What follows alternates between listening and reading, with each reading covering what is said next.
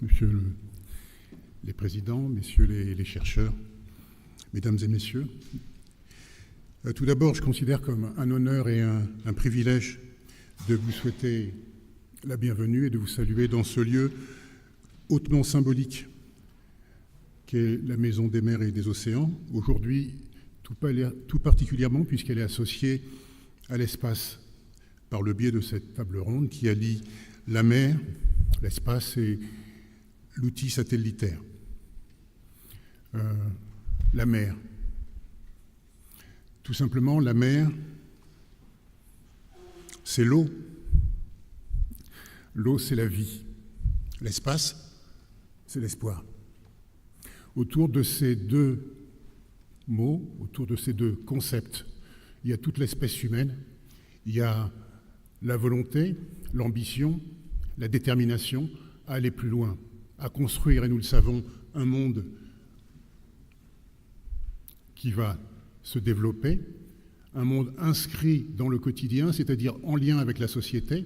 Aujourd'hui, être en lien avec la société, c'est-à-dire être en lien avec l'écologie, être en lien avec l'économie, être en lien avec l'industrie, tout ça pour le bien-être de l'homme et des sociétés. Tout à l'heure, il a été fait mention du cœur. Il a sa place dans ce programme.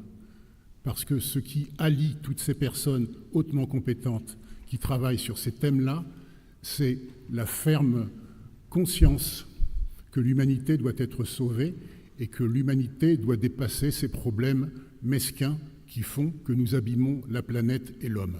C'est pour cela que j'ai grand plaisir à vous saluer et à ouvrir cette conférence.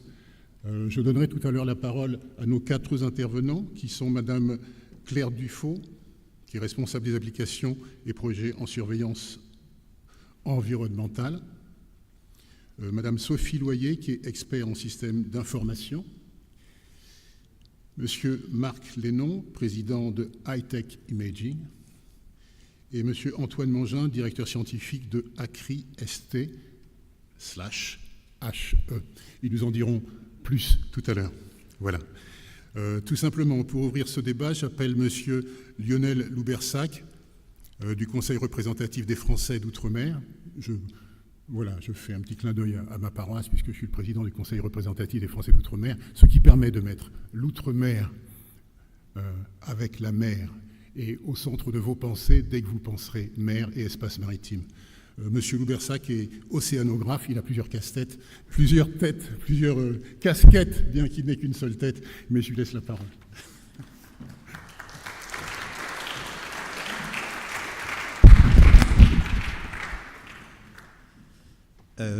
Bonjour, alors je suis désolé d'afficher les casquettes, mais bon, je suis un ancien Duc Nexo et qui est devenu l'Ifremer. Comme l'a dit Jean-Michel Martial, je suis membre du CREFOM et d'une institution qu'il vient de créer qui s'appelle le pôle mer du CREFOM. Vraisemblablement, il reviendra dessus. J'assure la direction opérationnelle d'un cluster maritime ultramarin, le cluster maritime de Nouvelle-Calédonie où j'habite, qui est le plus gros cluster maritime ultramarin national. Et puis, je suis chef d'entreprise, donc une petite entreprise qui s'appelle Océan Avenir, qui fait de la prospective maritime dans le Pacifique. Et je représente aussi Créocéan, qui est une société de services en océanographie que plusieurs connaissent. Je représente pour la partie du sud-ouest Pacifique. Diapositive suivante, s'il vous plaît. Alors, il m'a été demandé par Isabelle de planter un peu le décor. Je peux avoir la diapositive suivante ? Merci. Donc, c'est de rappeler quelque chose. Bon, c'est un peu fondamental, c'est peut-être banal, mais la mer, c'est une surface, un volume, un fond et une interface avec la Terre. Donc, une surface, c'est 70% de la surface terrestre. 360 millions de kilomètres carrés, un volume d'1 milliard de kilomètres cubes, un fond qui possède sa topographie, tout un tas de géodiversité sous-marine complexes, et puis un sous-sol dans lequel on peut trouver par exemple des bassins sédimentaires et sources pétrolières, gazières ou autres. Et puis l'interface avec la Terre, alors c'est très important parce que on reviendra dessus, une interface qui, calculée, c'est fractal, mais calculée par les données de la CIA, fait plus d'1 million de kilomètres de long, et qui est justement une zone de convoitise de plus en plus importante. Donc on a besoin de connaître la mer en 2D, en 3D, en 4D, et notamment parce que tout s'y passe avec toutes les échelles de temps possibles. Hein. Comme je le dis, le courant varie toutes les secondes, et puis on a des évolutions à très long terme qui sont aux échelles géologiques. Diapositive suivante. Oui. Merci.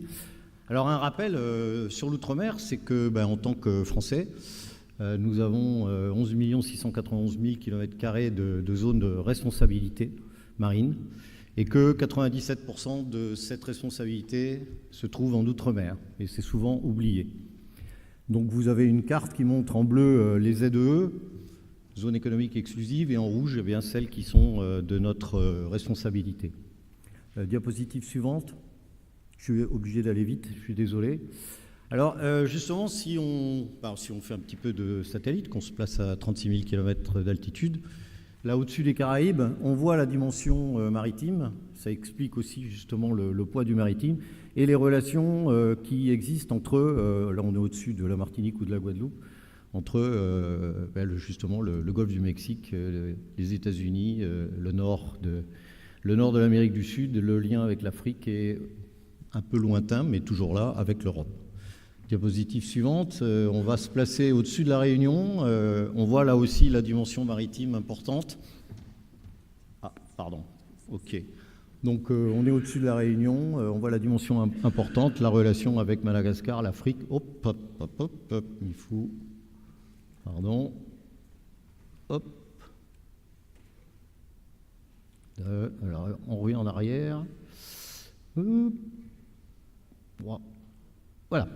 Et la relation avec l'Inde et la partie justement ouest de l'Australie. Au-dessus de la Nouvelle-Calédonie, on comprend là aussi que la dimension maritime devient de plus en plus intense et que les relations australiennes et néo-zélandaises vont devenir majeures, plus les arcs insulaires de Mélanésie.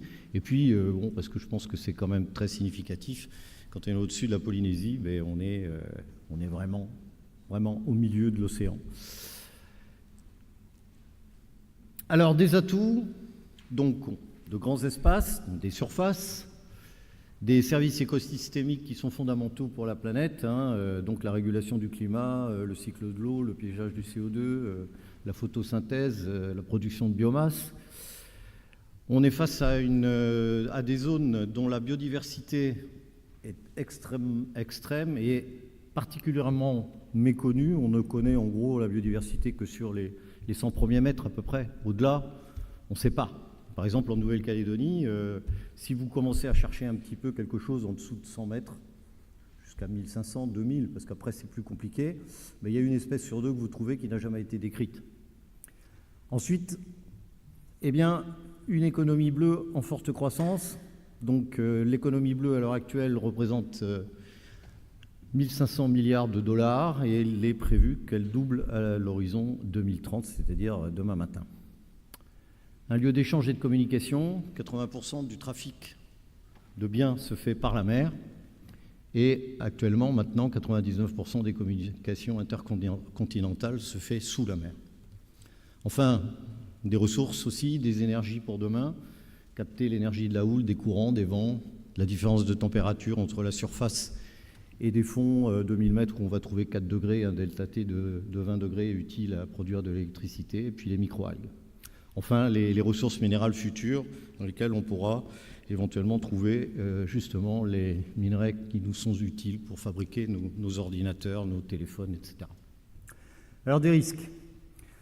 Déjà, des ressources en rupture, on sait très bien que les stocks halieutiques, en ce qui concerne la pêche, sont pour bien des lieux plus que menacés, voire à la limite, plus qu'à la limite. Des convoitises et des trafics, donc de pêche illégale, de migration humaine, de trafic d'armes, de trafic de drogue, qui vont en pleine augmentation. Des conflits latents, il suffit de regarder ce qui se passe en ce moment du côté de la mer Jaune, de la mer de Chine, entre les Chinois, les Taïwanais, les Philippins, les Vietnamiens. Des changements climatiques et bien sûr leurs conséquences, changements à long terme, acidification de l'océan, remontée du niveau de la mer. Des conflits d'usage, l'attraction des populations, en particulier sur le littoral, fait qu'il y a de plus en plus de conflits d'usage, à terre bien sûr, mais en mer aussi, et puis des accidents. Des contaminations qui viennent de la terre, puisqu'on est un système récepteur naturel. Et puis un domaine public, ce n'est pas privatisé, la mer, c'est un domaine public avec, généralement, c'est peut-être un peu provoquant ce que je dis, mais une balkanisation des responsabilités. Parmi les grands enjeux, eh bien, les relations stratégiques qui, au plan à la fois des bassins maritimes que j'ai expliqué, des questions d'extension des zones économiques exclusives et de la gestion des eaux internationales posent de grandes questions. Le besoin absolu de connaissances, donc on revient à la science, si l'on veut développer les sciences de la mer et des océans, si on veut bien comprendre pour pouvoir valider des diagnostics et des pronostics sur ce qui va se passer demain. J'ai souligné le fait qu'on est dans un système de civilisation des loisirs et donc d'un tropisme côtier important qui pose des questions de gestion durable avec le récréatif maritime qui touche le littoral mais qui touche les zones côtières et qui de plus en plus maintenant avec le système de croisière par exemple occupe le large. La question de la préservation, de la valorisation de la biodiversité, donc les mutations vers l'éco-responsabilité, la montée en puissance des biotechnologies marines, c'est-à-dire d'une exploitation douce des ressources, et puis des enjeux technologiques qui sont catalyseurs d'intelligence et d'innovation. Donc, et là, on va revenir vers le spatial. Comment bien observer, comment bien mesurer, comment bien détecter, comment faire de la transition énergétique aussi, par exemple avec des énergies renouvelables, et aussi bien comment développer au niveau du numérique les enjeux du numérique maritime. Enfin, une urgence, et je crois qu'elle est inscrite dans un des débats qui aura lieu, c'est la question des planifications spatiales, notamment de l'interface terre-mer, qui sont nécessaires pour la gestion intégrée à tous les niveaux. Je vais en finir.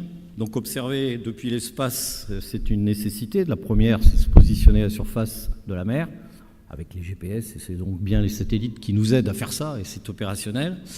Il faut connaître et prévoir, connaître les différentes caractéristiques de la mer. On a parlé d'océanographie opérationnelle, prévision des états de mer, par exemple. Comment contrôler la santé des écosystèmes, comment suivre et comprendre les dynamiques d'occupation du domaine maritime, comment suivre des espèces emblématiques et leur migration. L'outil spatial au niveau de l'inventaire et de la présélection, donc identifier les sites exploitables, les sites à protéger, les aires marines protégées, où les mettre et sur quels critères objectifs. Comment dans un ensemble de zones où la bathymétrie et l'hydrographie n'est pas forcément optimale, favoriser les études hydrographiques sur les petits fonds, détecter les monts sous-marins puisque l'altimétrie satellitaire y autorise.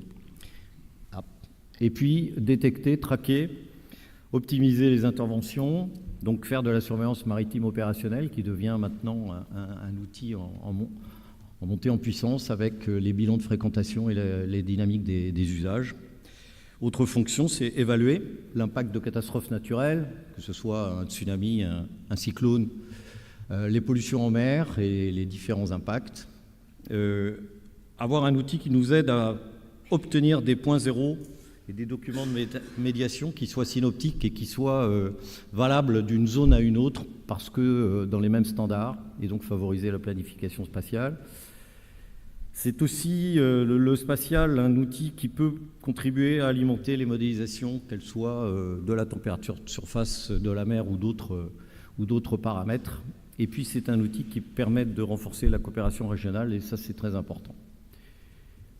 Donc pour terminer, je présente juste le cercle de visibilité d'un projet de station de réception satellite très haute définition tel qu'il se définit à l'heure actuelle en prenant Nouméa comme pied d'antenne, pour montrer que dans ce cercle de visibilité, on a beaucoup d'eau. On a 2 zones économiques exclusives françaises, celle de Wallis en jaune et celle de la Nouvelle-Calédonie en rouge. On est dans une zone commune de défense maritime entre l'Australie, la Nouvelle-Zélande et la France. On est dans une zone où des bateaux pirates viennent essayer de piller un ensemble de ressources que l'on trouve dans les récifs coralliens de cette zone. On est dans un espace où on a à peu près, je ne pense pas me tromper en le disant, 50% des récifs coralliens de bonne santé de la planète. Donc un ensemble d'intérêts qui peuvent justifier que l'outil du spatial soit mis à la disposition et de la connaissance et de l'aide à la gestion et de l'aide au développement de cette zone-là. Je vous remercie de cette introduction. Je vous ai mis mon adresse mail et les sites web qui permettent d'obtenir un petit peu plus d'informations. Merci beaucoup.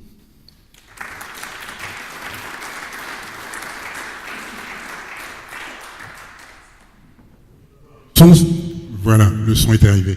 Donc merci Lionel pour cette brillante introduction. Nous allons continuer la présentation avec Madame Claire Dufaux, qui est responsable des applications et projets en surveillance environnementale à la CLS. Quand on est profane et novice comme moi, que signifie CLS?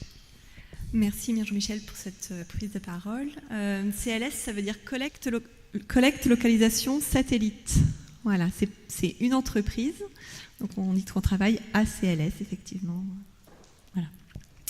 Donc CLS, Gilles Rabin en a parlé tout à l'heure aussi. On est historiquement connu pour notre fourniture de services satellitaires de localisation et de collecte de données environnementales.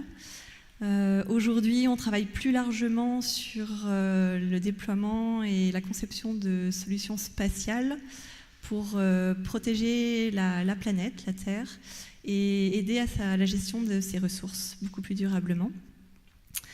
On est désormais 700 personnes travaillant dans cette entreprise, réparties sur 26 sites. Donc on peut passer à la slide d'après. Voilà, merci. 26 sites par le monde, et donc la moitié des personnes travaillant à Toulouse au siège social. Nos domaines d'activité sont, vous pouvez passer à la slide suivante, sont au nombre de 6.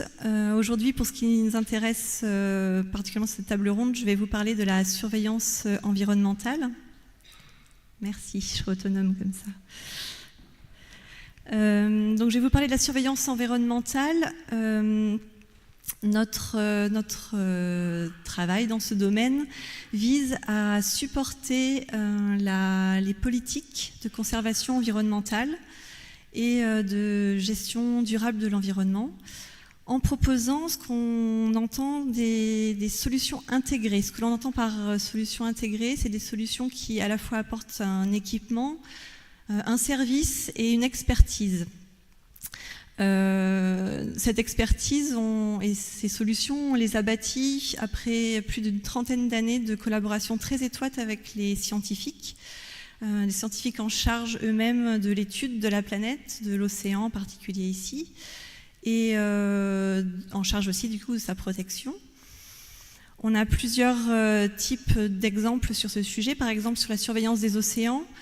De par les satellites altimétriques que l'on opère, de par les données in situ que l'on collecte avec le système Argos, on participe fortement à la compréhension de l'océan. On a plus de 120 spécialistes au sein de CLS qui sont océanographes et qui travaillent dans ce domaine. Et donc on fournit quotidiennement à l'ensemble de la communauté internationale des données de connaissance de l'océan. On participe également à mieux comprendre l'impact du réchauffement climatique. On calcule le niveau moyen des mers. On suit les migrations de la faune sensible à ces changements climatiques. On suit par exemple plus de 8000 animaux, alors pas uniquement marins, animaux sur l'ensemble de la planète, 8000 animaux par mois grâce au système Argos. Et ce suivi des animaux permet de mieux comprendre leur comportement et leur réaction justement aux contraintes climatiques qu'ils rencontrent. Un autre exemple très intéressant et qui revient un peu à ce que présentait M. Loubersac sur les contraintes et la pression que connaissent les océans, en particulier les océans près des côtes, où il y a une forte activité humaine anthropique. c'est la gestion des zones protégées, puisque heureusement, on a mis en place depuis quelques années des législations visant à protéger de mieux en mieux notre océan et à mettre en place des zones de respiration en fait, pour que les écosystèmes se renouvellent. Et donc ces zones d'aires marines protégées, je pense qu'on peut dire qu'aujourd'hui, CLS apporte un nombre de solutions très concrètes à l'aide de ces définitions de zones ou de gestion de zones. En particulier, on va donc, grâce au système Argos, pouvoir mieux suivre la biodiversité présente dans ces zones. De par notre connaissance de l'océan, donc par les systèmes altimétriques, par l'imagerie SAR, par donc toute la connaissance de la dynamique, de la biologie au sein de ces zones, mieux connaître l'environnement. On a aussi toute la technologie spatiale qui nous permet de suivre les positionnements de bateaux, donc d'activités humaines, donc des pollutions également générées malheureusement par ces activités-là aussi, qui sont une contrainte forte sur les écosystèmes. Et également toute une activité de recherche et de compréhension du fonctionnement des écosystèmes eux-mêmes. Donc ainsi, par multiples approches satellites, que ce soit donc, par l'altimétrie, par le suivi des animaux, par le suivi des bateaux, on est capable aujourd'hui de réellement proposer des services et des applications qui vont aider à protéger l'océan. Voilà ce que je pouvais donner comme lumière sur ce qu'on peut faire avec les satellites écoutez, à CLS. Merci. En vue de...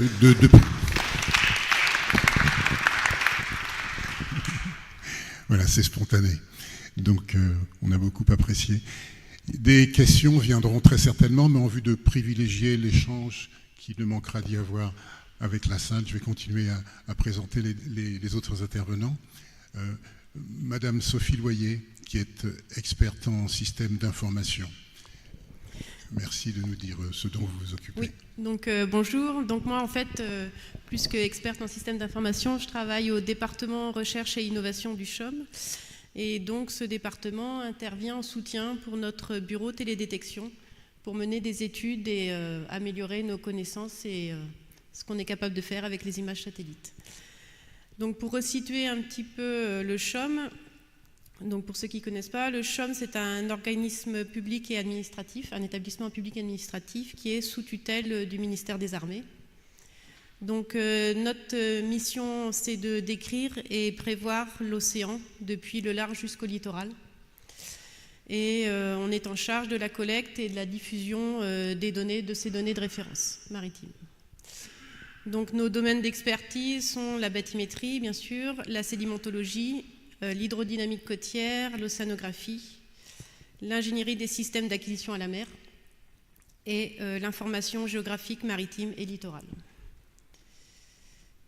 Donc on a trois services, trois missions principales. La première, c'est d'être le service hydrographique national, c'est-à-dire d'assurer la sécurité de la navigation. Et donc dans ce cadre-là, on est en charge du recueil de l'information nautique, des mesures en mer, de la gestion des bases de données, donc traitement de l'information, recueil, traitement, et on va jusqu'à la diffusion de l'information nautique. Donc ce qu'on connaît le mieux en général du CHOM, ce sont les cartes de navigation, les cartes marines.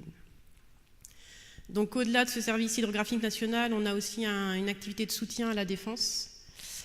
Quand il y a un besoin en expertise, en hydro-océanographie ou en description de l'environnement maritime. Et puis la dernière activité, c'est le soutien aux politiques publiques de la mer et du littoral. Dans ce cadre-là, on peut citer le rôle du CHOM en tant que référent national du niveau de la mer, l'expertise que peut apporter le CHOM aussi sur tout ce qui est délimitation maritime, et la contribution du CHOM avec l'IGN pour constituer le référentiel géographique, ou avec Météo France pour tout ce qui est vigilance, vague, submersion. Donc il faut savoir que, comme l'a dit M. Loubersac, on est en charge d'une ZEE qui est très élevée, très importante, qu'il va falloir fournir une cartographie marine de toutes ces zones, À cette ZEE de 11 millions de kilomètres carrés à peu près, il faut rajouter aussi toutes les zones historiques où la France est en charge de la cartographie. Et tous les produits qu'on va délivrer doivent bien sûr respecter des normes internationales. Donc si on replace la télédétection dans ce contexte-là et dans les activités du CHOM, ce qu'on fait en télédétection au CHOM vient surtout en soutien à la cartographie marine. Donc pour aider à la mise à jour du portefeuille des cartes marines et à la mise à jour de la documentation nautique. Donc principalement, on travaille beaucoup en télédétection dans les zones de très faible profondeur qui sont et en zone tropicale claire, les eaux claires, donc les atolls. Et on intervient plus ponctuellement quand il y a un besoin en termes de soutien opérationnel des forces, quand il faut réussir à collecter un maximum d'informations en un minimum de temps pour décrire un environnement. Donc les produits qu'on réalise en télédétection sont des spatiocartes numériques au format S57, format vectoriel, donc qui contiennent une information de topographie, donc avec un trait de côte naturel ou artificiel, la localisation des amers et des installations portuaires. Ces spatiocartes peuvent aussi contenir une topographie littorale qui vont décrire la nature de l'estran, la nature des petits fonds, la présence de récifs coralliens, de zones rocheuses. Et on fait aussi des spatiocartes marines qui, elles, vont contenir l'information bathymétrique. Donc là, on se situe sur des gammes de profondeur entre 0 et 15 mètres à peu près, donc par très petits fonds, et qui va décrire du coup la morphologie des fonds et, dans la mesure du possible, la détection des obstructions. Et puis après, on peut aussi être amené, mais ça c'est plus pour des besoins soutien des forces, à faire des cartes terre-mer qui sont en fait une fusion entre l'imagerie satellitaire et la carte marine. Donc pour illustrer un petit peu ce que je viens de vous dire, donc en fait deux exemples de ce qu'on produit, donc à partir de différentes sources d'informations, différentes sources d'imagerie spatiale qu'on va géoréférencer, on va vectoriser et extraire une information qu'on traduit sous la forme de spatiocartes topolittorales, c'est ce qu'on voit dans le haut à droite, où là on voit le trait de côte, les infrastructures portuaires qui ont pu être détectées et la délimitation de l'estran. Et en bas, on a un exemple de spatiocarte marine, où là on va retracer en fait également la présence de l'estran, mais on va plus décrire la morphologie des fonds en termes de tranches de répartition des tranches d'eau entre 0 et 2 mètres. Donc on va par tous les 2 mètres, quoi. Et là, c'est un exemple d'extrait de carte terre-mer où on a fusionné une image satellite couleur de l'eau avec, couleur plutôt là, cette partie terrestre avec l'information nautique de la carte marine. Voilà, donc le CHOM travaille en télédétection et donc plus spécifiquement à essayer d'extraire des informations bathymétriques des images satellites, a commencé à se pencher sur la question en 87 et fait une production régulière de cartes depuis 95. Donc aujourd'hui, on est à peu près à plus de 130 cartes marines qui ont pu être mises à jour grâce à l'exploitation d'images satellites. Donc si on décrit un peu plus l'activité des télédétections du CHOM, donc on utilise les sources d'imagerie satellite qu'on utilise sont des images satellites multispectrales dans le visible, qu'elles soient de sources civiles ou militaires, qui passent dans notre chaîne de traitement. En soutien, on a bien sûr besoin de points d'appui GPS et de nos bases de données pour permettre d'avoir une connaissance, un minimum de connaissance de la zone, in situ de la zone. Cette chaîne de traitement va avoir différentes étapes selon l'état de traitement de l'image satellite qu'on reçoit, donc éventuellement, s'il y a besoin, un calage et une orthorectification, un traitement d'image pour faire des corrections radiométriques ou des calculs de masques de terre et d'estran, et après une modélisation bathymétrique. Donc l'objet après de cette image, c'est aussi de vous montrer qu'on capitalise toute cette information au travers de bases de données. Donc là, ce que vous voyez apparaître BDT, c'est la base de données de traitement de l'information spatiale qui va pérenniser et bancariser toutes les informations qu'on aura pu obtenir au cours du traitement de nos images satellites, et qui est après renvoyé vers les bases de données du CHOM qui servent aux cartographes. Donc aujourd'hui, où en est le CHOM a besoin de moderniser sa chaîne de traitement. On a un modèle, donc, comme vous l'avez vu, qui a commencé à être mis en place dans les années 90, qui est aujourd'hui un modèle qui commence à dater un petit peu, qui est une méthode empirique, qui présente ses limites en termes de coût, parce qu'elle nécessite, comme toute méthode empirique, d'avoir accès à de la donnée de terrain. Donc ça représente un coût et c'est une restriction. Et ça restreint un peu la capacité de déploiement qu'on peut faire avec les images satellites. Elle montre aussi un petit peu ses limites en termes de robustesse vis-à-vis des variations des paramètres environnementaux. Et en termes de performance, je parle au niveau de l'incertitude qu'on a en fait sur l'estimation de la bathymétrie qu'on arrive à obtenir à partir des images satellites. Donc ce qui va être lancé à partir de l'année prochaine et dans les années à venir, c'est d'essayer de faire évoluer cette chaîne de traitement pour intégrer des méthodes analytiques qu'on va espérer être voire plus performantes. Donc on va tester ces méthodes et on espère surtout au travers de ces nouvelles méthodes analytiques être capable de s'affranchir des données de terrain pour augmenter notre force d'intervention sur différentes zones géographiques. Voilà, on veut aussi évaluer l'apport des différentes sources d'information parce qu'en termes d'imagerie satellite, on va du gratuit jusqu'au très cher. Et donc l'intérêt, c'est de répondre aux justes besoins et d'évaluer le ratio bénéfice sur coût de chacune des sources.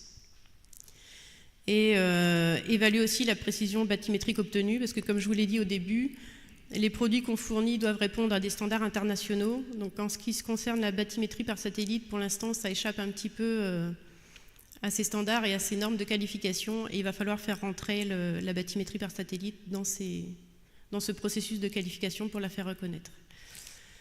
Voilà, et avec une chaîne plus performante, on espère aussi étendre l'application qu'on est capable de faire de ces modèles, étendre nos levées de reconnaissance sur différentes zones géographiques et ne pas se limiter comme on l'est actuellement aux eaux claires tropicales.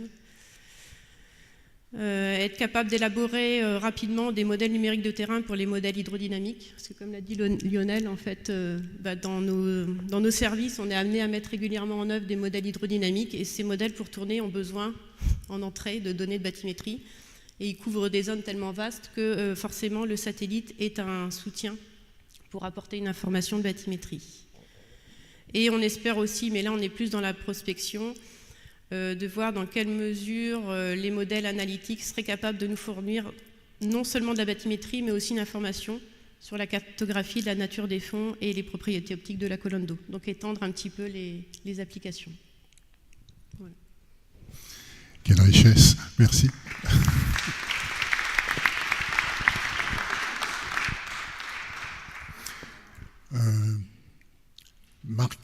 Mark Lennon. Mark Lennon qui traite les informations. Hein. C'est ce que j'ai noté. Bonjour. Tiens.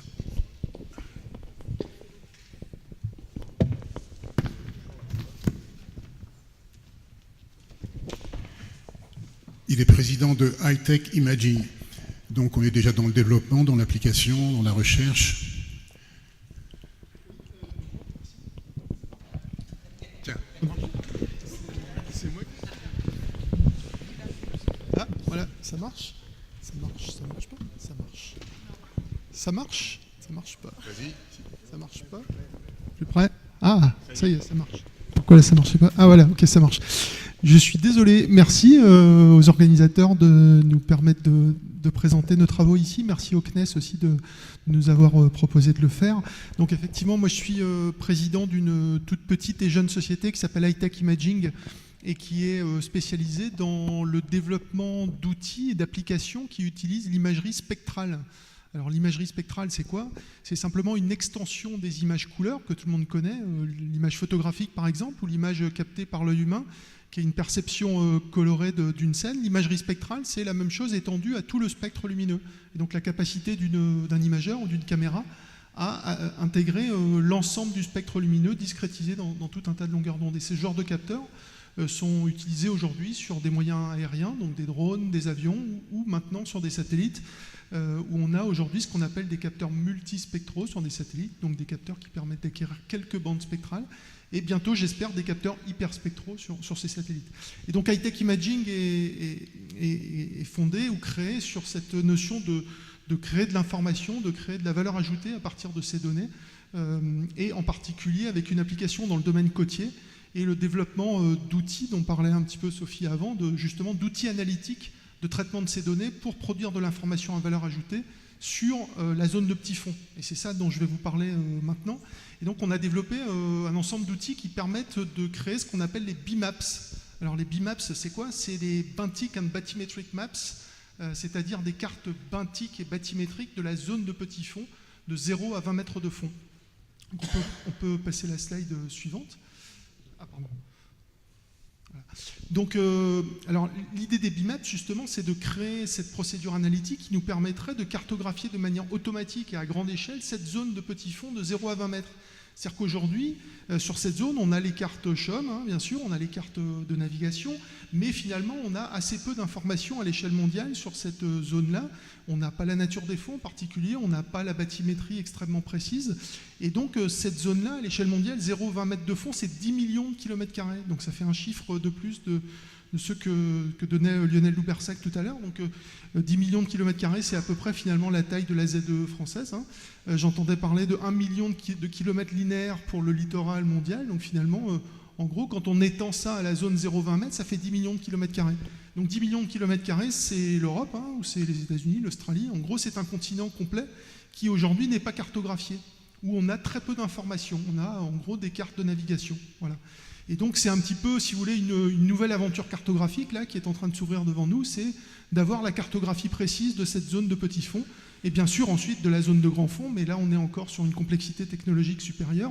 Sur cette zone de petits fonds, on a la chance de pouvoir disposer des moyens aériens, comme les satellites, ou les avions, ou les drones, qui nous permettent d'extraire de l'information sur cette zone, justement grâce à la réflexion de la lumière, et grâce au fait que le soleil, la lumière naturelle, pénètre dans l'eau, va réfléchir sur les fonds et donc interagir avec la matière sur les fonds, retraverser la colonne d'eau, retraverser l'atmosphère et venir être capté par des capteurs aériens.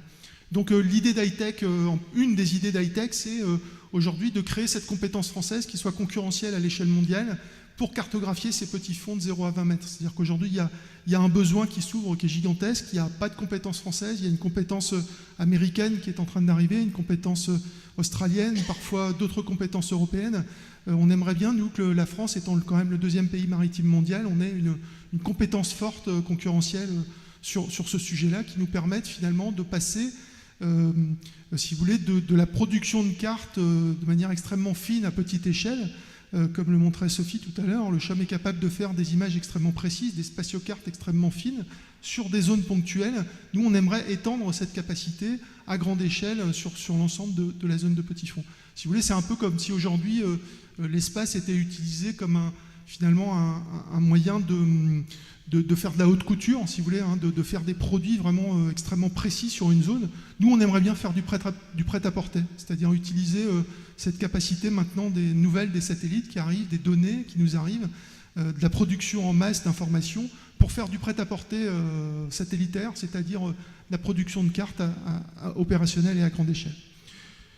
Voilà, donc pour ça, on a finalement, sur la base d'une petite dizaine d'années de recherche, créé un outil qui s'appelle SWIM, pour Shallow Water Mapping Using Optical Remote Sensors, et qui permet finalement d'inverser le processus physique dont je vous parlais tout à l'heure, qui est le processus de propagation de la lumière du soleil dans l'atmosphère, qui passe la surface de l'eau, qui traverse la colonne d'eau, qui absorbe et diffuse avec les composants de la colonne d'eau, qui va interagir avec le fond, avoir pareil de l'absorption au fond en fonction de la nature de ces fonds, puis une partie de l'énergie est réfléchie, retraversée dans la colonne d'eau, l'atmosphère, etc. Et donc, quand on comprend ce modèle-là, qu'on le met sous forme analytique et qu'on l'inverse, on est capable, à partir d'une observation aérienne, de retrouver les paramètres de ce modèle. Et dans les paramètres de ce modèle, il y a la hauteur d'eau. Et la hauteur d'eau, ça nous permet de faire de la bathymétrie. Et puis, il y a la réflexion des fonds. Et la réflexion des fonds, et la dimension spectrale de la réflexion des fonds nous permet de discriminer ces natures de fonds Donc typiquement les alguerets, les herbiers, les substrats durs, les substrats mous, les récifs coralliens, etc. Donc tout ça, ça a été intégré dans une chaîne qui intègre un certain nombre d'innovations de rupture créées ces dernières années, dont la possibilité justement d'estimer l'ensemble des paramètres de ce modèle, c'est-à-dire la réflectance complète de la lumière au fond. Et ça, c'est une première mondiale à l'échelle, voilà, sur ces inversions de modèles de transfert radiatif qui ont été intégrés dans SWIM. Alors nous, on vient du monde aérien, on ne vient pas du monde spatial, on monte petit à petit vers le satellite, mais on vient plutôt du drone ou de l'avion, sur lequel aujourd'hui on monte des capteurs hyperspectraux, c'est-à-dire des capteurs qui nous permettent de discrétiser la lumière dans plusieurs dizaines, voire plusieurs centaines de bandes spectrales. Donc ça, c'est extrêmement intéressant parce que ça permet de résoudre l'inversion du modèle de transfert radiatif de manière extrêmement fine. Sauf que quand on va vers le satellite, aujourd'hui, on n'a pas encore ces centaines de bandes spectrales sur les satellites, on en a quelques-unes, voire presque une dizaine aujourd'hui, sur Sentinel-2 en particulier. Voilà, et alors la question posée, c'est maintenant, à partir des données qu'on a aujourd'hui, quelle est la précision qu'on peut obtenir sur l'inversion de modèle à partir de ces données satellitaires, en attendant que demain, on ait ces capteurs satellitaires hyperspectraux disponibles.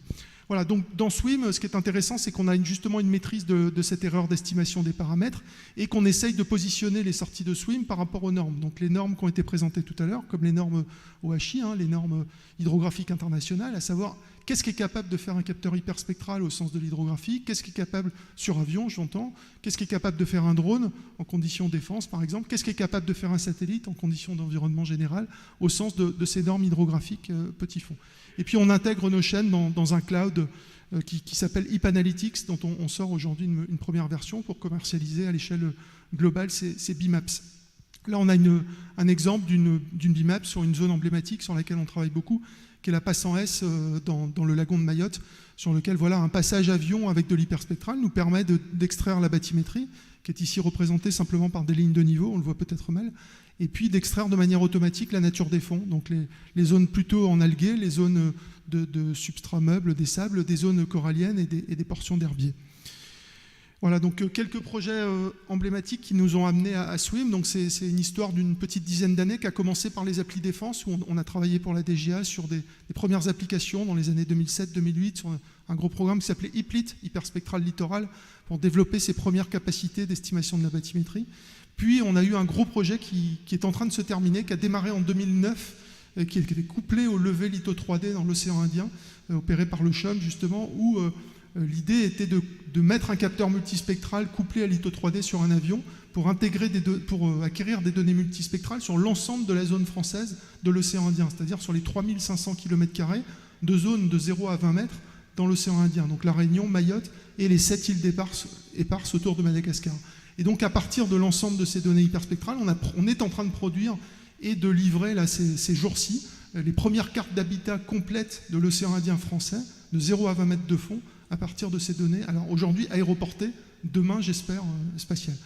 On a un gros programme en cours aussi pour le CHUM, qui est un programme qui s'appelle NOCALIT, Nouveaux Capteurs Littoraux, qui est là plutôt ce qu'on appelle AHB, donc Airborne Hyperspectral Bathymétrie, où on revient encore un petit peu plus tôt à l'avion, avant de remonter au SDB, Satellite Derived Bathymetry, où on essaye justement de qualifier nos algos au sens des normes hydrographiques avec l'appui du CHUM. Et puis on travaille aussi pour les institutions de type IFREMER ou des organismes de gestion de zones particulières comme le GIPRED dans les temps de mer pour faire des cartes automatiques, notamment des herbiers, en vue de mettre en place des indicateurs DCE, qualité de l'eau, de manière automatique avec des avions ou des satellites équipés de capteurs multi ou hyperspectraux.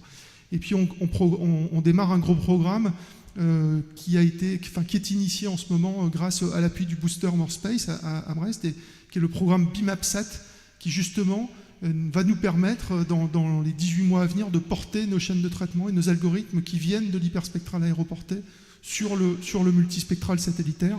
Et BIMAPSAT est un gros programme qu'on démarre en collaboration donc avec une institution de recherche qui est l'ENSTA Bretagne, qui est la seule école d'hydrographie certifiée en France, et l'appui d'Airbus Defence and Space qui nous appuie sur la fourniture des images et le développement des produits et la commercialisation de ces produits. Voilà, donc juste quelques mots sur le futur peut-être. Donc nous, on a une vision des BIMAPS et de la carto des petits fonds qui est une vision multi-échelle, c'est-à-dire qu'on aimerait bien finalement utiliser le satellite pour une première grande échelle d'un niveau de précision donné, puis descendre sur peut-être de l'hyperspectral aéroporté ou drone sur des plus petites échelles à des précisions plus fortes. Et puis, à la fin, de toute façon, c'est toujours le plongeur qui fait finalement la meilleure carto et la carto la plus précise de manière in situ et manuelle. Voilà, on voudrait donc mettre à dispo notre plateforme Hip Analytics pour que chacun puisse créer ses bimaps à partir des données soit acquises par high-tech, soit par ses propres données. Et puis on pense que c'est une combinaison finalement de l'analyse automatique des données d'observation, qu'elles soient satellitaires ou aériennes, avec de l'analyse expert, qui va nous permettre de produire à grande échelle ces bimaps. Voilà, j'espère avoir pas été trop long et je vous remercie de... Merci.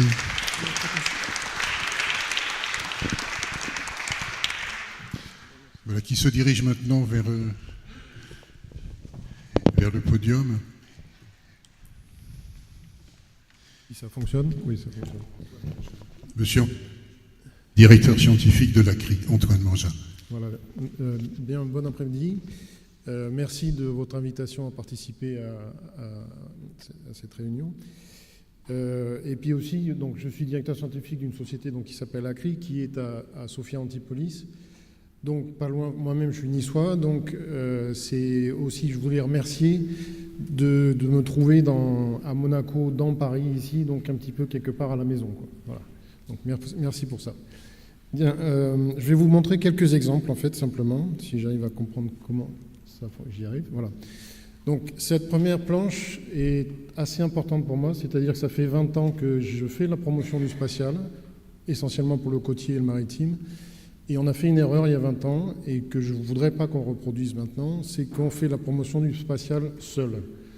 L'imagerie spatiale seule, ça ne marche pas tout seul le spatial, il faut des données in situ, il faut des modèles et c'est grâce à l'assemblage de toutes ces expertises qui sont en train d'être fusionnées d'ailleurs, qu'on commence à arriver à faire de la science intelligente. Mais le spatial seul, c'est un leurre, pour la plupart des applications, de croire que ça fonctionne tout seul. Donc, on part du spatial qu'on a mis en haut, et puis on observe, on mesure, on modélise, on archive, on traite de la donnée, puis surtout, on crée de l'intelligence et de la compréhension. Donc, ça, c'est un message important. Je vais vous donner quelques exemples d'applications. Donc, par exemple, la surveillance de l'environnement littoral. Alors, on en a parlé tout à l'heure. On peut faire le suivi de sargasses. Donc, ici, c'était un projet de suivi de sargasses à Antigua, aux Caraïbes. Donc ici, vous avez une carte simplement de probabilité de présence de sargasses avec des capteurs optiques. Donc ça, on peut faire un suivi maintenant régulier grâce aux sentinelles qui ont été mentionnées tout à l'heure. Je vais revenir dessus tout à l'heure. On peut faire aussi des détections d'efflorescence algale. Alors, cette carte est assez moche, mais elle a un avantage. C'est que, donc là, on vous montre la probabilité d'occurrence d'efflorescence algale de type marée rouge, d'accord ? C'est un indice de risque, dans la mesure où on n'est jamais sûr à 100%, c'est juste pour lever une alerte en fait. Et puis vous voyez des méchantes traces noires au large de l'Espagne, là. Et c'est là où on utilise de l'optique pour faire ces cartes-là, d'accord ? Des capteurs optiques qui sont à 800 km d'altitude et qui principalement voient donc les nuages. Voilà. Donc on se retrouve avec des nuages qui sont ici notés en noir. Alors quand on fait une carte intégrée sur un mois, c'est pas grave, parce qu'on gomme les nuages. Mais arrivent des nouvelles problématiques pour des cartes en temps réel comme ça d'efflorescence algale et de risque sur les fermes aquacoles, de devoir créer de l'information, interpoler de l'information d'un jour à l'autre, etc. Donc on a besoin d'une fréquence temporelle importante et d'une répétitivité spatiale importante aussi. Voilà pour les efflorescences algales. Ici, en utilisant de la très haute résolution, c'est en fait de la cartographie automatique des ouvrages côtiers. Alors c'est quelque chose qu'on avait mis en place, j'ai vu qu'il y avait d'autres applications pour ça. Dans notre cas qui nous intéressait à nous, c'était pour mesurer l'évolution de l'anthropisation du littoral pour la réglementation environnementale. C'est simplement pour voir l'impact de l'homme sur l'environnement côtier, notamment dans le cadre de directives européennes, en l'occurrence assez fortes sur le suivi de l'environnement. Donc voilà ce qu'on peut faire. Ici, tout le monde en a parlé quasiment, c'est de la bathymétrie. Alors, l'ESA va être content parce que c'est du Sentinel-2 ici. Ah non, c'est du Landsat 8, mais on l'a fait aussi avec Sentinel-2. Donc ça, c'est typiquement des applications. Là, on est au sud du Maroc, au Sahara occidental. C'est un endroit où la dernière carte CHOM, je suis désolé, elle est quand même assez âgée. Et c'est un endroit qui bouge pas mal. Et justement, c'est pour servir en support à des gens qui voulaient installer des fermes aquacoles. Donc, on a pu faire des séries, c'est là l'intérêt, des séries de bathymétrie. Pour ceux qui font du kitesurf, c'est un endroit qu'ils auront tout à fait reconnu. Ben oui, en plus, il y a le nom. Donc, bon. Ici, la cartographie de petits fonds. Donc ici, on a parlé du changement climatique. Alors, l'étude du climat, le spatial aide beaucoup à l'étude du climat. Ça, on est aux îles Tonga, ici. C'est une étude qui avait été faite pour l'Agence spatiale européenne, mais pour le compte de la Banque mondiale.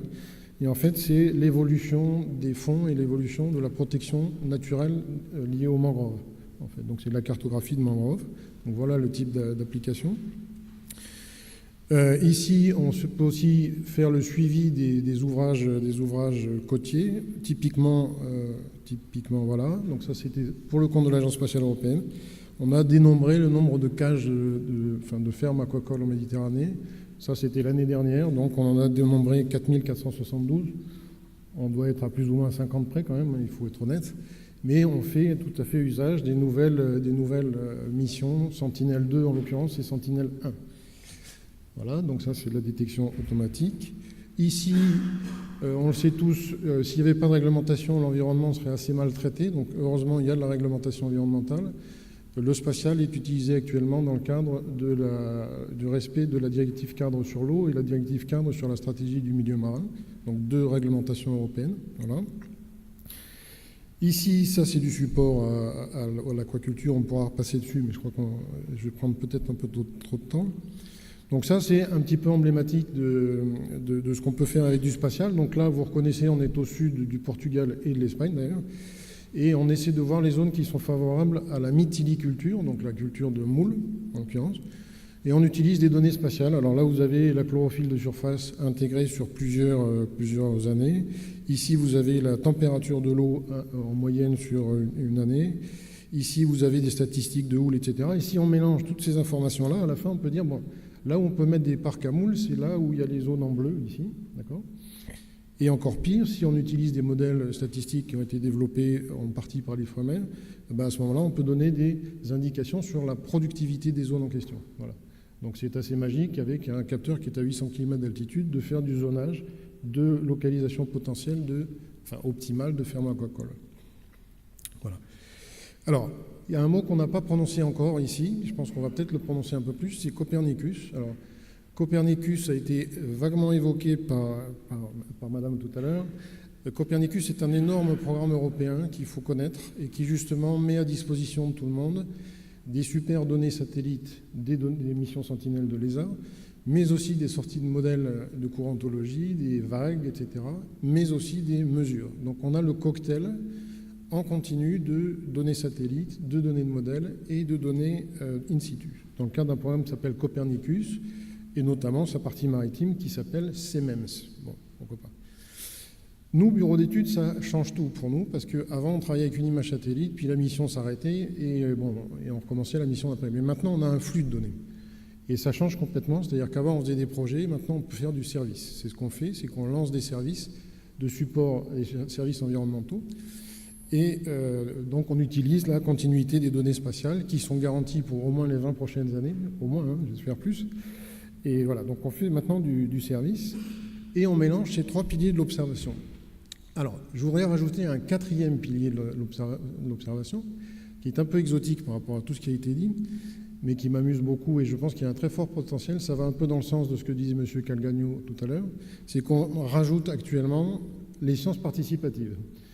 C'est-à-dire que non seulement on a l'in situ du modèle et du spatial, mais on rajoute du smartphone.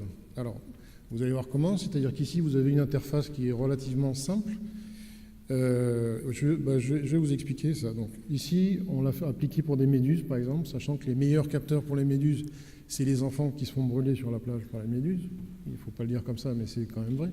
Donc, dès qu'on voit des méduses à la plage, à ce moment-là, on le signale sur son smartphone. Et à ce moment-là, l'information géolocalisée, horodatée de la présence de méduses est reportée sur une carte à plus grande échelle. Et ça fait de l'information pour nos autres scientifiques. Voilà. Donc ça, c'est dans le cadre d'un projet qui s'appelle Simplex, qui a été labellisé par le pôle mer Méditerranée, représenté par M. Blanchet qui est ici. Voilà. Et donc on a développé ce système et on y croit beaucoup parce qu'on arrive à faire de la science avec ça. Au début, on travaillait avec le laboratoire de Villefranche-sur-Mer sur le sujet, qui était assez sceptique sur la qualité des données, il faut reconnaître. Actuellement, pour l'exemple des méduses, on a une base de données de 30 000 observations avec laquelle on commence à faire des publications scientifiques avec ces mêmes scientifiques de Villefranche-sur-Mer. Donc ça commence à avoir une certaine valeur. Et surtout, on peut mélanger n'importe quel type d'observation, c'est-à-dire qu'ici, je vous montre un exemple particulier qui est... Alors, on ne voit pas super bien. Vous voyez des taches rouges vers Marseille. Je suis désolé pour les Marseillais. Il y a eu une pullulation de méduses vers Marseille. Vous devez voir des taches rouges vers Marseille et des taches vertes plutôt vers chez nous. Et puis, une semaine après, on nous déclare le contraire. Alors, tout ça, c'est des données d'observation de 8000 bénévoles que je ne connais pas et qui appuient simplement sur leur smartphone. Voilà, donc ça fait des données de qualité. Mais maintenant, on peut suivre ça et on peut même mélanger ça avec les autres données. C'est-à-dire, mais pourquoi y a-t-il eu une disparition des méduses ici? Simplement, si j'affiche le vent qui vient d'un service Copernicus, le vent, ici, vous voyez qu'il y a un Mistral. Alors, le Mistral, c'est le vent qui descend le long de la vallée du Rhône. Il y a un Mistral qui s'est levé. Je ne vous ferai pas l'affront dans cette assemblée de vous dire que ça déclenche un upwelling. Ça déclenche l'upwelling, les remontées d'eau froide vers Toulon, qu'on voit ici. C'est-à-dire, vous voyez, vous avez la température de l'eau qui est donnée cette fois-ci par satellite. Vous voyez que l'eau est un peu plus froide dans les calanques. Et c'est simplement le l'upwelling de Toulon, ou de Marseille, ça dépend où on est, qui a fait que ça a créé un courant vers le large qui a simplement chassé les méduses. Donc, on arrive à mélanger 4 types d'informations et c'est d'une puissance absolument colossale. Voilà. Donc, c'est ce que vous voulez simplement signaler, c'est que notre métier, c'est de faire du spatial, mais pas du spatial pour du spatial. Le spatial est un ingrédient de tout ça pour faire de l'océanographie et des applications. Voilà, je vous remercie.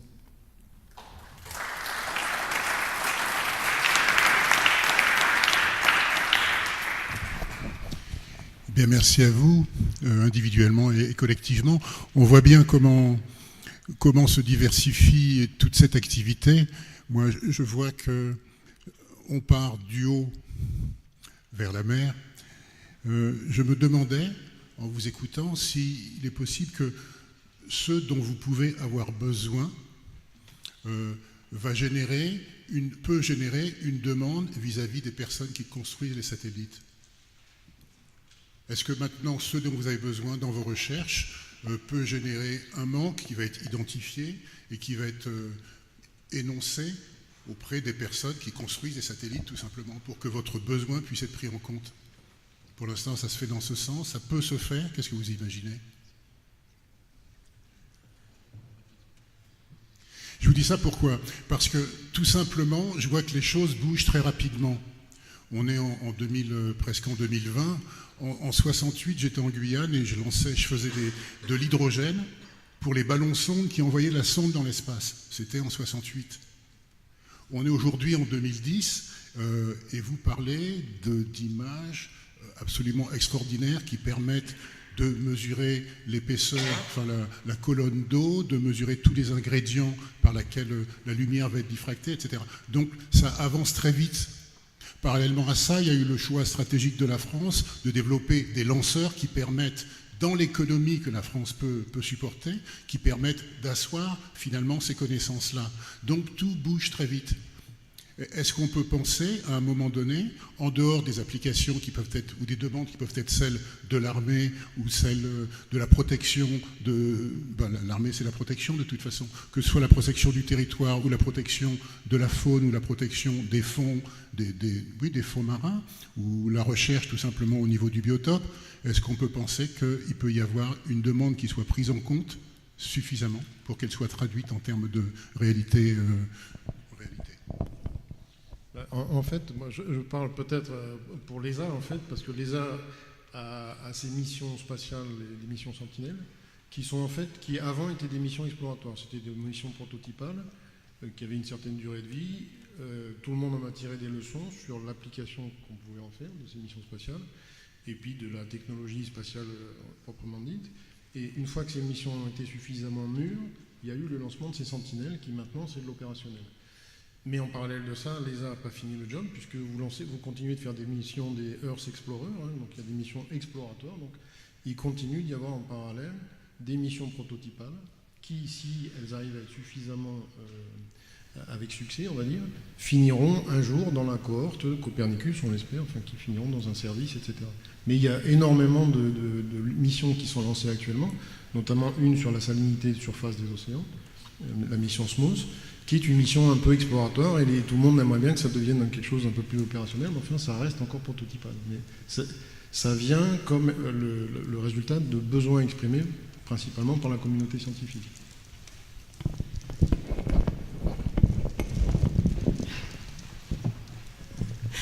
Je peux ajouter aussi que l'exemple même de ce genre de possibilités, c'est ce qu'on fait actuellement sur le satellite SWOT.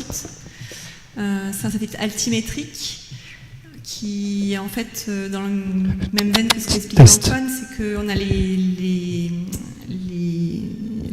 je vais y arriver, les générations Jason qui sont des générations qui sont mûres et qui partent en opérationnel, et à côté de ça, par rapport aux besoins des scientifiques et des modélisateurs d'aller dans des plus petites échelles, à la fois temporelles et spatiales.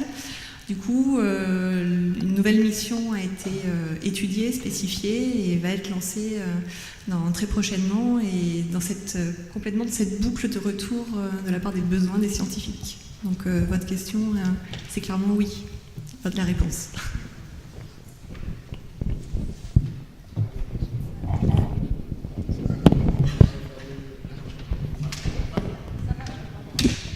Oui, je peux juste confirmer ce qui a été dit aussi pour le domaine spectral, parce que aujourd'hui, il y a des capteurs multispectraux, mais les agences spatiales ou les industriels, de toute façon, viennent vers les scientifiques ou les utilisateurs finaux ou les producteurs de services comme nous pour, de toute façon, recueillir les besoins, recueillir les spécifications de mission. Et donc, il y a toujours cet échange et cet aller-retour entre les besoins utilisateurs et les lanceurs de satellites. Et voilà, je pense les études qu'on fait ou ce qu'on montre sont écoutées. Je vois un appel d'offres de l'ESA sur un nouveau capteur hyperspectral Sentinelle ces jours-ci. Voilà, c'est la preuve que nos messages sur le besoin de l'hyperspectral dans l'espace sont retranscrits par les agences spatiales dans des études et dans des lancements de satellites à venir. Ouais. Tout ça pour mettre en lumière le fait que tout le monde participe de la même aventure. Tout le monde participe de la même aventure, finalement. J'aime rêver sur cette idée-là. Ce que je vois aussi, c'est que vous avez employé le terme de mission. Vous acceptez une mission, vous travaillez sur une mission. Quels sont vos commanditaires? Parce qu'il y a là manifestement un organisme d'État, ou des gens qui sont fortement liés à l'État, et il y a également l'intervention de la sphère privée, de la sphère privée, donc de l'initiative individuelle, même si elle est cautionnée, retenue, reconnue par l'État. Comment ça s'organise? Nous, typiquement, le CHOM, en tant qu'organisme de l'État, en fait, quand on parlait de nos enjeux et des choses qu'on a à faire pour améliorer notre chaîne de traitement, on ne fera pas seul. Donc on va forcément solliciter des experts du domaine, dans le domaine technique, et on va aller vers eux pour nous aider à avancer.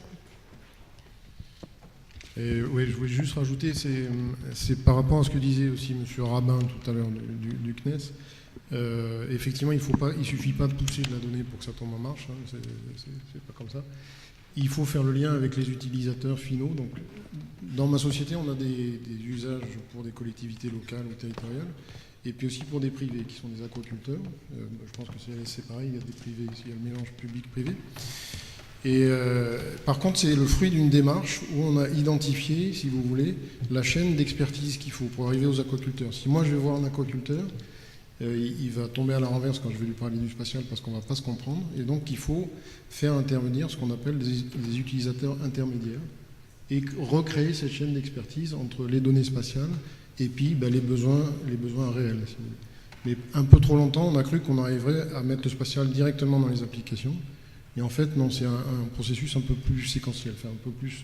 C'est une chaîne d'expertise qu'il faut créer. En fait. Est-ce que vous avez quelques questions, quelques interrogations qui mériteraient réponse? Bonjour, Vincent Dufour. Alors, moi, je voudrais interroger Marc Lénon, mais peut-être aussi d'autres spécialistes du CHOM, peut-être. La fin de votre propos était très intéressante parce que vous parliez du fait qu'il fallait faire la vérité terrain, c'est-à-dire sous-marine pour notamment les cartes bathymétriques. Au-delà de 20 mètres, c'est évident, mais même en deçà de 20 mètres, puisque il y a parfois la diversité des fonds est telle et leur complexité qu'il faut aller sous l'eau. Alors, moi, je dirige un projet qui est un laboratoire commun avec une PME et un laboratoire public qui s'appelle R2C et qui a une composante sur la cartographie très fine des fonds sous-marins. Le problème, on a un gros problème, donc on n'arrive pas à régler, qui est un problème technologique, et je me demande si le spatial ne pourrait pas nous aider à avancer là-dessus, c'est que sous l'eau, c'est tout bête, mais il n'y a pas le GPS. Donc on n'arrive pas à recaler nos cartographies, notamment sur les aires marines protégées, sur des choses où il faut des... Alors, il y a quelques systèmes très carrément artisanaux, on va dire, parce qu'il n'y a pas vraiment d'effort de recherche et de développement là-dessus. Et le jour où on arrivera à caler en profondeur les cartes sous-marines qu'on fait nous avec des robots sous-marins, avec de la précision qui peut être centimétrique ou décimétrique et qui va intéresser beaucoup de gens dans cette salle. Mais notre souci, notre blocage aujourd'hui, c'est pas la vitesse d'acquisition, la rapidité, tout ça c'est under control en ce moment, on est en train d'accélérer à toute vitesse, mais c'est qu'on n'arrive pas à caler les cartes sous l'eau. Donc on est obligé de relayer avec des systèmes extrêmement empiriques en fait, pour recaler en surface. Si on arrive à caler les deux, je pense que, en plus, vu l'étendue des commandes ou des zones à faire, je pense qu'on pourrait être vraiment leader mondial là-dessus. Ouais, merci de la question. C'est effectivement une question complexe aujourd'hui. Alors, moi, je comprends que votre problème, il est sur le positionnement dans l'eau, parce que si on prend l'air, effectivement, le positionnement de la donnée, qu'elle soit satellitaire, aérienne ou drone, elle est, même sous l'eau, elle est quand même localisable de manière précise grâce en particulier au GPS différentiel, aux centrales inertielles, et puis à la connaissance de la position de la surface de l'eau qui nous permet en gros de considérer les angles de réfraction de façon fine. Donc on sait positionner une donnée aérienne au fond de l'eau de manière précise. Par contre, effectivement, quand on va dans l'eau, le positionnement dans l'eau, il est complexe. Alors aujourd'hui, nous, ce qu'on utilise, c'est des méthodes empiriques. C'est quand on fait des vérités terrain en carto d'habitat, on prend les cartes a priori qu'on a faites et le plongeur se localise grâce aux cartes. Donc on fait de la localisation empirique. Après, s'il faut localiser de manière automatique des levées ROV ou des levées sous-marins, tout ça, moi je connais que le positionnement acoustique aujourd'hui voilà, qui permettrait de faire du positionnement fin, mais je ne suis pas expert du domaine, donc voilà. Mais là, on rentre dans le domaine du positionnement dans l'eau, qui est vraiment un domaine voilà, qui est différent technologiquement du domaine de l'acquisition aérienne. Alors, je ne sais pas sur les sondeurs ou les sonars, mais là, je vais peut-être laisser la parole au CHUM. Il y a quand même des moyens de positionnement qui sont aujourd'hui précis. Bah, disons que oui, nos moyens de mesure classiques par bateau nous donnent effectivement des positionnements qui sont parfaitement maîtrisés ou doute moins, donc on connaît les incertitudes exactement. Après, quand vous êtes sous l'eau, en autonomie totale, votre seul moyen, à mon avis, c'est de vous rattacher à soit une morphologie des fonds, une bathymétrie, à quelque chose de connu pour venir recaler a posteriori votre information. À partir d'une œuvre. Moi, je voudrais ajouter qu'on a un système qui existe sur les poissons, qu'on ne peut pas aujourd'hui, qui n'ont pas de balises qui émettent. Par contre, grâce à la lumière, un capteur de lumière, on est capable de retrouver leur position. Mais tout dépend de votre besoin de précision. Moi, j'ai pas en tête la précision qu'on a sur cette localisation, mais on pourrait réfléchir si c'est juste sur quelques mètres, ça risque d'être compliqué, mais je ne sais pas quel est votre besoin en fait. Non, mais moi je parle de précisions qui sont de l'ordre du décimètre. Hein. Ouais. D'accord, donc oui, voilà. Parce que c'est pas ça.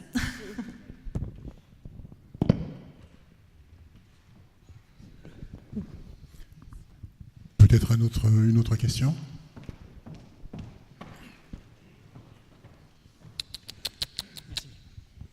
Yves Pommier, Institut Schiller.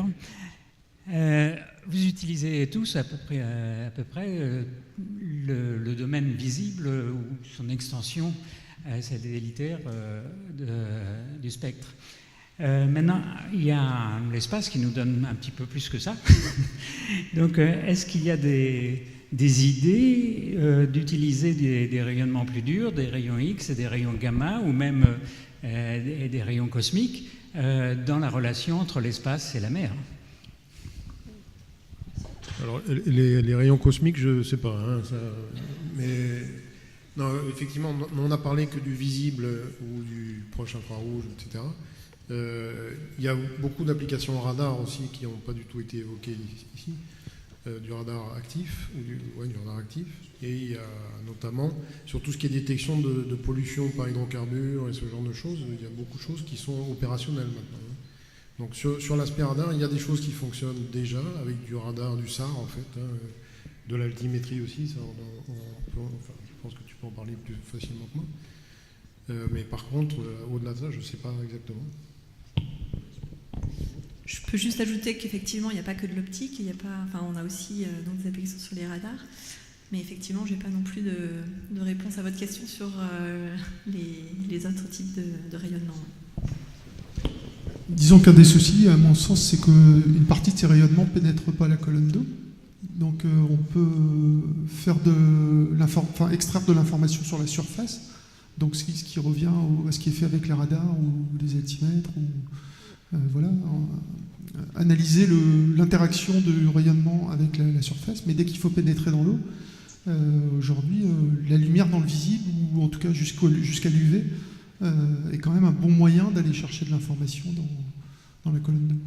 Nous, on avait tenté une manip complètement ésotérique. Il y a un rayonnement exoplanétaire à 2300 nanomètres qui est captable. On a tenté de regarder si on ne pouvait pas mesurer l'épaisseur des hydrocarbures avec ce rayonnement la nuit, parce que 2300 nanomètres, c'est la zone de vibration moléculaire des liaisons CH, et donc ça permet d'aller rentrer dans les nappes d'hydrocarbures. Moi, je vous rassure, on n'a pas réussi. C'est-à-dire que je pense que le rayonnement, il n'est pas suffisamment puissant. Mais s'il y avait un peu plus de signal, un peu moins de bruit, c'est potentiellement utilisable, mais ça reste des applications très à la marge, je pense.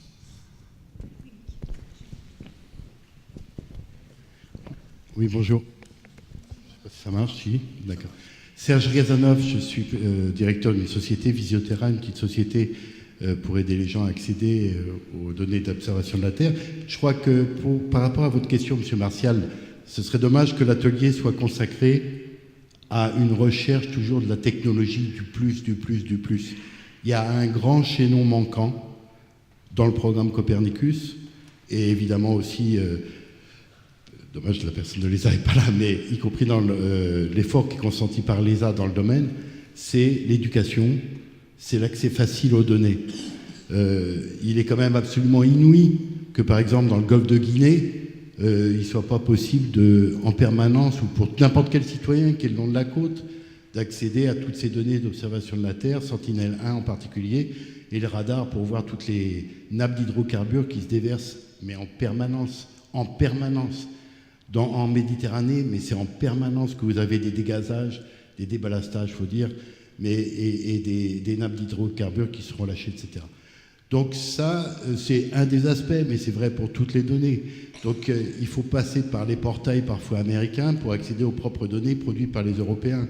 Donc il y a des choses quand même qui sont un peu loupées au niveau de accès citoyen aux données. Et c'est grâce à cet accès citoyen, selon moi, qu'il y aura des gens dans tout un tas de domaines, certainement inattendus, qui vont trouver des coïncidences entre la couleur de l'eau et puis la santé de leurs huîtres ou la santé des algues toxiques qu'ils vont pouvoir trouver, etc., sans s'en remettre forcément à des spécialistes.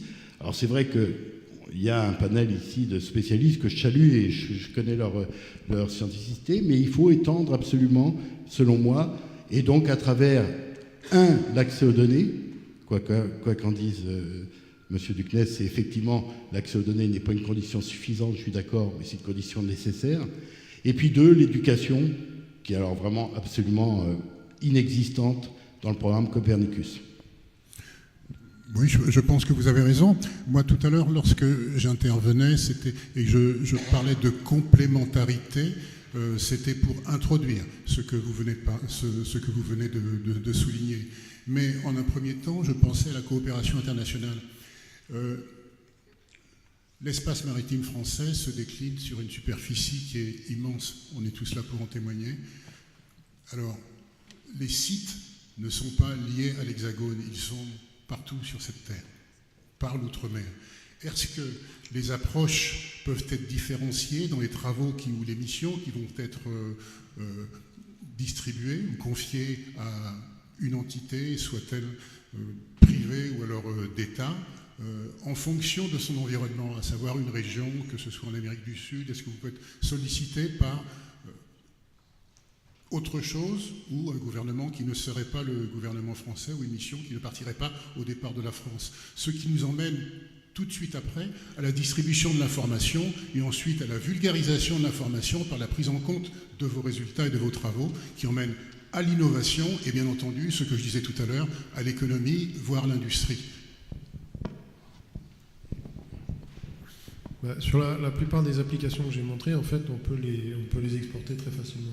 C'est-à-dire que c'est des choses qui ont été mises au point à certains endroits. Normalement, c'est assez facilement exportable. C'est une des puissances du spatial. Sur certains aspects qualité de l'eau, nous, on a des contrats en Australie, on a des contrats au Canada, etc., avec des algorithmes qu'on a mis au point en Méditerranée, par exemple. Donc ça, c'est assez facilement exportable. Pas pour tout. Et puis, par ailleurs, il y a des zones qui sont extrêmement spécifiques, mais qui donnent lieu à des missions spécifiques, typiquement l'Arctique. L'Arctique est un très très gros chantier dans le cadre du changement climatique, et là, c'est des techniques particulières, des missions particulières. Effectivement, je pense que pour une grande partie des missions satellites, on a la force de cette couverture globale, pas pour toutes. On a effectivement par moment des limitations géographiques et au cours de l'acquisition sur des satellites plus commerciaux, mais globalement, la plupart de nos applications et nos services peuvent être retranscrivables et proposés sans notion de frontières. Et c'est là où, quand il y a des efforts internationaux à avoir sur de la concertation et de la mise en commun de moyens, on a cette force-là de ne pas dépendre d'une frontière, en tout cas pour la source de données et la source d'observation. Oui, je peux peut-être rajouter quelque chose sur la nature du domaine tout à l'heure. On a dit que le milieu marin ou le milieu côtier, c'est un domaine public. Et ça change quand même pas mal les choses. Donc on peut avoir des demandes internationales ou nationales. Souvent, c'est des demandes publiques, parce que justement, c'est un milieu géré de manière publique. Et c'est pas toujours évident de créer les bons business models, les bons modèles économiques qui vont nous permettre de créer de la valeur vendable pour des sociétés privées comme les nôtres. Et voilà, parce que étant donné que c'est un domaine public, il n'y a pas forcément, la création de valeur économique n'est pas simple. Je prends un exemple simple. Là, on a créé en Bretagne pour l'industrie des ramasseurs d'algues de rive. Donc c'est une industrie en plein essor en Bretagne. Les gens ramassent les algues de rive sur la côte pour la transformation dans les biotech. Et donc ces gens-là, ou cette filière-là, ne connaît absolument pas la ressource algale en Bretagne. Il n'y a pas de carte disponible, on ne connaît pas les biomasses.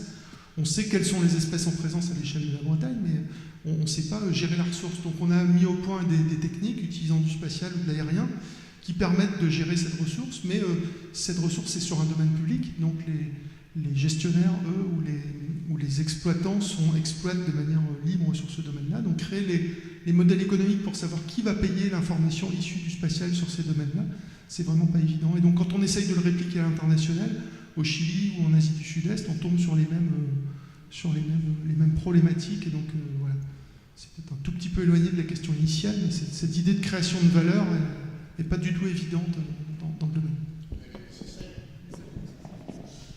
Oui, je voulais revenir sur ce que je vous ai présenté parce que ça rejoint un certain nombre de choses. Dans le cercle de visibilité que j'ai montré à la fin, il y a 50% des récifs coralliens de la planète qui sont en bonne santé, mais qui sont en train de commencer à souffrir. On en parle beaucoup. Dans la grande barrière de corail, on a dit qu'elle était morte, ce qui est complètement fou. Par contre, elle a des problèmes de blanchissement. En Nouvelle-Calédonie, il y aura 2 ans, on a eu un épisode de chaleur bien prononcé, sans vent, et le corail a commencé à mourir. Et l'un des enjeux qui est posé, c'est que d'abord, dans ce coin-là, il n'y a pas de culture de l'utilisation de la donnée spatiale, très peu, très peu. Une chose est assez significative, c'est que par exemple les missions Sentinelle n'ont pas de spot spécifique dans cette région du monde, parce qu'il n'y a pas eu de demande, déjà. Deuxièmement, si on veut répondre à la question, cartographier les récifs coralliens, c'est une chose, mais arriver à comprendre à cartographier ces phénomènes de blanchissement pour les mettre en relation avec des épisodes de réchauffement et autres, ça c'est vraiment un challenge où on va retrouver des problèmes de modélisation parce que le modèle bathymétrique des récifs coralliens, on ne l'a pas. Et pour ceux qui savent ce que c'est qu'un récif corallien, c'est particulièrement compliqué. Il suffit de mettre la tête sous l'eau pour voir comment ça se passe.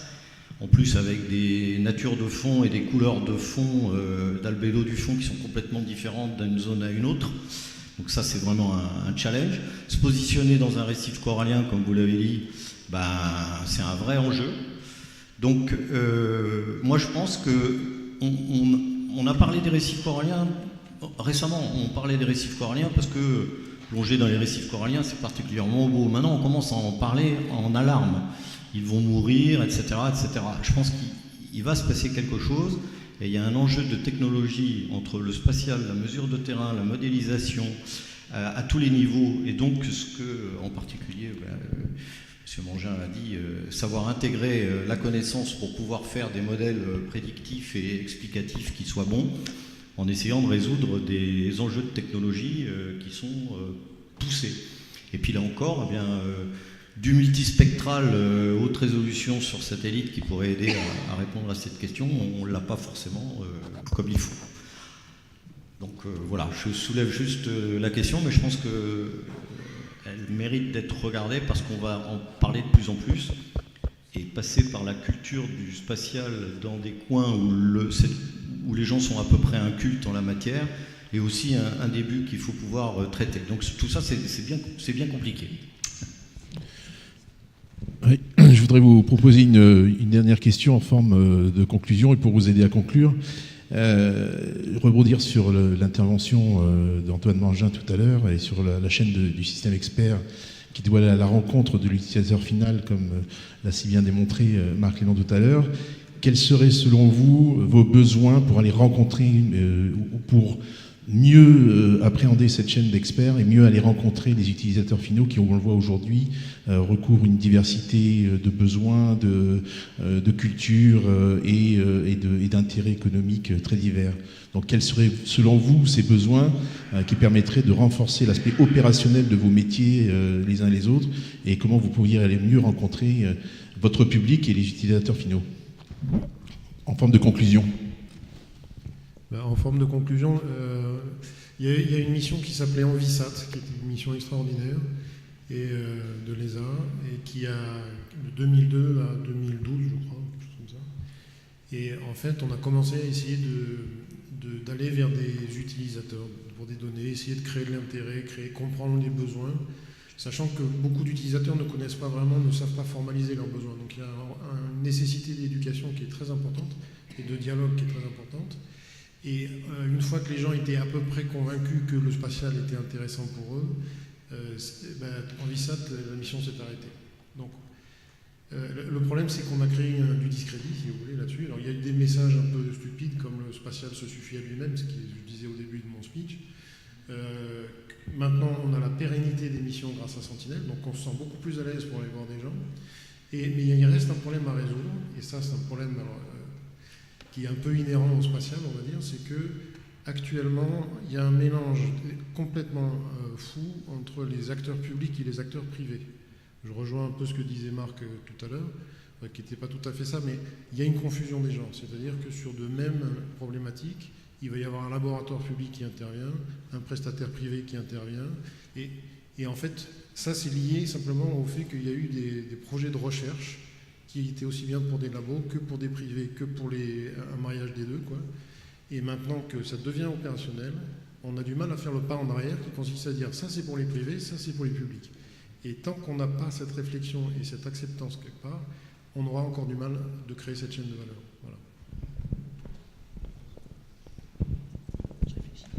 Ouais, moi je rejoins aussi ce que dit Antoine. Je pense que ce qui manque, c'est pas tellement la capacité à aller vers les usagers finaux, parce que finalement on est aussi dans des domaines de l'océanographie, etc., où on est capable d'aller vers des communautés de pêcheurs, vers des communautés de scientifiques, vers des communautés de gestionnaires du milieu, vers des hydrographes. sans trop de soucis particuliers. Mais là où on se heurte à des soucis, c'est quand il s'agit de construire des produits et de les vendre. Et donc, moi, je trouve que l'exemple du monitoring des méduses est assez exemplaire parce que c'est vraiment une co-construction d'un outil avec des usagers ou ici de l'observation participante qui permet de créer des choses. Donc on a besoin des outils pour co-créer avec les utilisateurs des produits. Donc ça, c'est un premier step. Et le deuxième step, c'est qu'on a besoin de gens pour nous aider à créer des modèles économiques qui aient du sens. Et ça, c'est compliqué. Et qui paye la donnée, à quoi elle sert. Alors il y a des domaines, je pense au domaine terrestre ou dans l'agriculture de précision par exemple, ils ont réussi à passer ces étapes-là. Ils en sont aujourd'hui à utiliser l'imagerie spatiale ou aérienne presque en routine. Des grandes coopératives achètent les données, il y a de l'économie derrière. Sur la mer, c'est moins facile, ou en tout cas, vu de ma petite fenêtre high-tech, ça semble moins facile parce qu'on ne sait pas très bien où sont les enjeux, où sont les forces économiques qui nous permettraient de créer cette valeur. Donc finalement, le problème n'est pas tellement ni dans la technique, ni dans la rencontre avec les usagers, elle est dans le step économique, quoi. Comment on fait derrière pour créer une réponse à certains, enfin pour aider à formaliser les besoins et que ces besoins aient une réalité économique. Voilà. Merci beaucoup, mais je voudrais que vous applaudissiez nos intervenants de cette première table ronde. Remercier Jean-Marie Martial d'avoir conduit et modéré cette table ronde.